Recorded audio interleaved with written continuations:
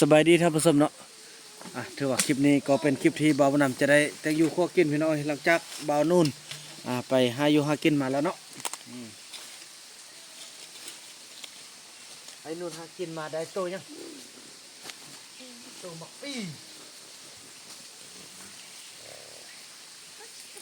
บ่ได้จักตัวบ่ได้จักโตครับแกงใส่ผักแกงใส่อันนี้พักเอ้ยผักมันนู่นบักลูกเดี๋ยวแล้ว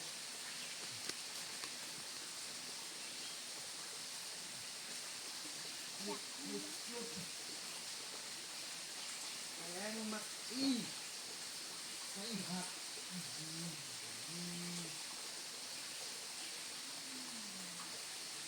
กินเจมากินบ้าวโจยังจะแอบกินโจ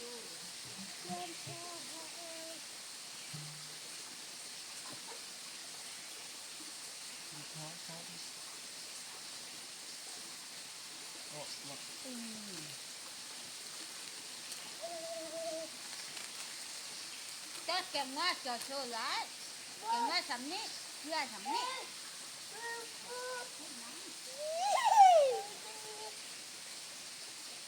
ถ้าเอาเกลือสัตว์นี่อาจกินก่อนจะติงว่าเบิดเจเลยเอาเต็มว่าลอกหมักลิ้นเนี่ยเคยข้างไอ้เต็มว่าก็ได้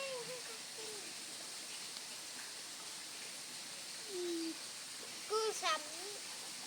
เต็มว่าสำนี้เย้มีห้อย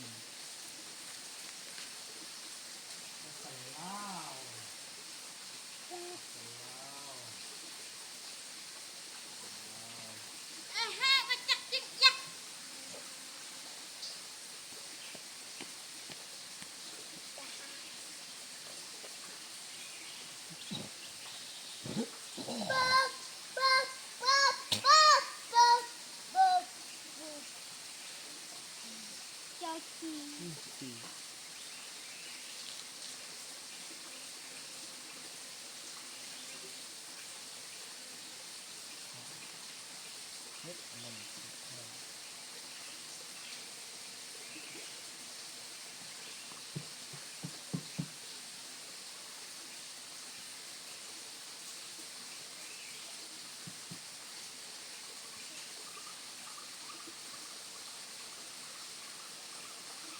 บนอาบกูตักน้ำน้ำคุณเด็กแอ๊ะกูตักน้ำเนี่ย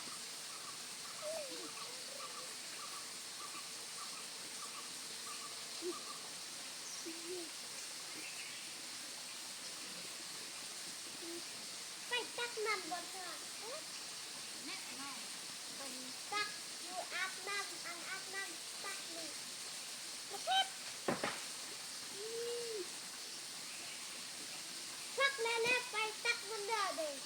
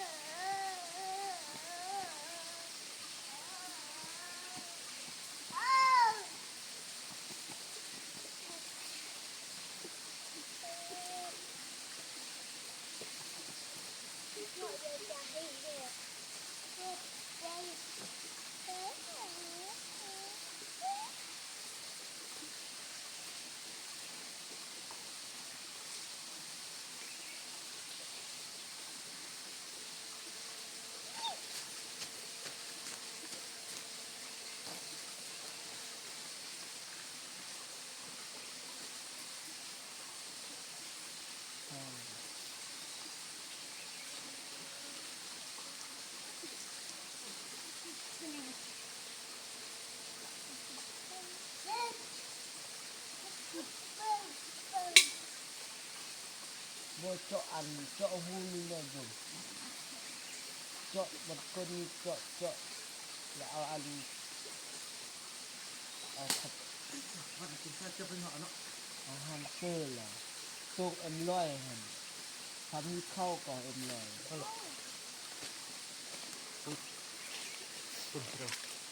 เอาฟืนดำน้ำติ๊กมาใส่บ่ฮะติ๊กเอ้ยเอาฟืนดำมาใส่เอาบริษัทเราละฮะไม่ใช่ก็ขึ้นพูดเราก็ไม่ได้ เจาะหูเฮ็ด เจาะก็เราเอาข้าวแก๊สเจอไปต้มได้ บ่ฮู้พี่ ลูกติ๊กเอาฟืนมาใส่ได้ไหมเอาฟืนติ๊กใส่ มันจังแม่มาเอาทุ่งเอา โคตรแล้วเขาก็จึงค่อยเงียบเขาเราเอาขนาดเอาเก็บไปเงินใส่อันนี้บดกินกับสีออกเนาะว้าว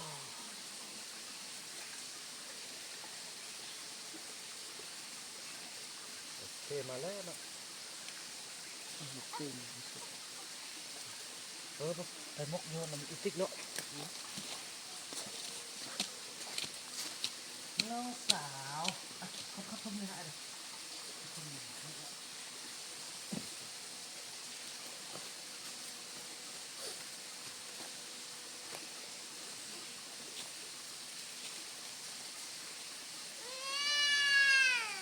โอ้ย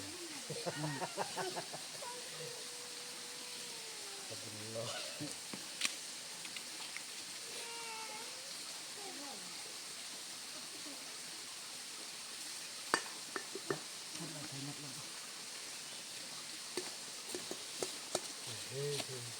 ไอ้ยงลูกนั่งนี่ก็ได้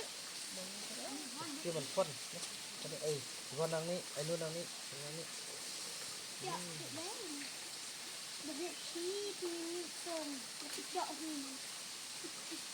ตัดคนแม่เอาเชือกงัดเชือกปู เขาให้กันได้ เขาได้แล้วจับจับ เอ็นกับบุ้ม อืม บกกับป้องกันได้ กับข้าวกับแม่ บอกตาขึ้นหูโค้ง โอ้เจาะนี้เจาะนี้เจาะนี้เจาะ กินน้ำออก เจาะนี้คิดมาต้มซ้ำนี่ก็ได้โอเค กระบั่ม ใครมาโอ้บุกต้องกินเลยมาเต็มอยู่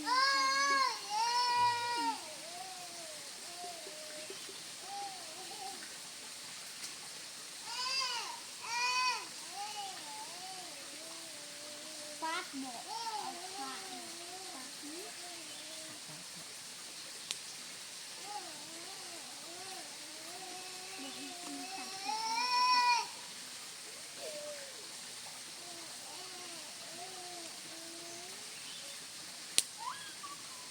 มึงไปเห็ดมึงกับเดนตัวด้วย ตอนกองเป๊ปซี่เอาลูกสบายดีนี่กองเป๊ปซี่กองแบบนี้ก็ได้ปัดทำแล้วก็ซุปทองตัวกองเป๊ปซี่ปองเยอะเนาะเขาดิ อันนี้ ชิลล์แล้วไอ้ยงเขาเนาะพี่น้องเอ้ยหลับอาหารกันกินกัน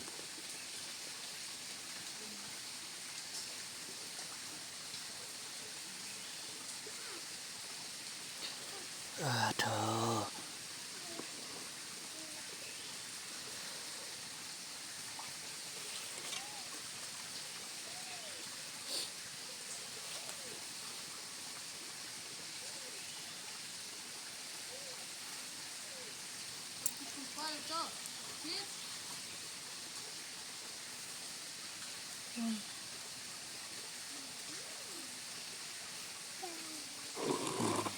ไอ้ยงเฮาไปซะละ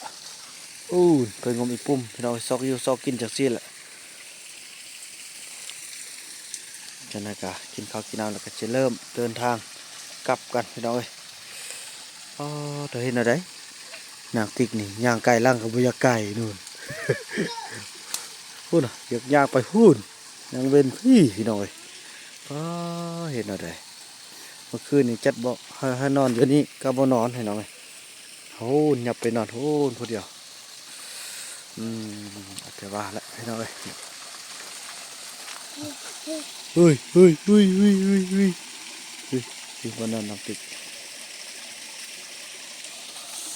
นางปิดล่างตลอดได้พี่น้องเลยเนาะ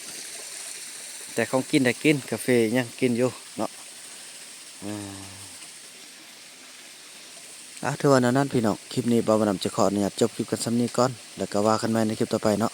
คลิปนี้บ่าวบ่าวนำขอกล่าวคำว่าสบายดี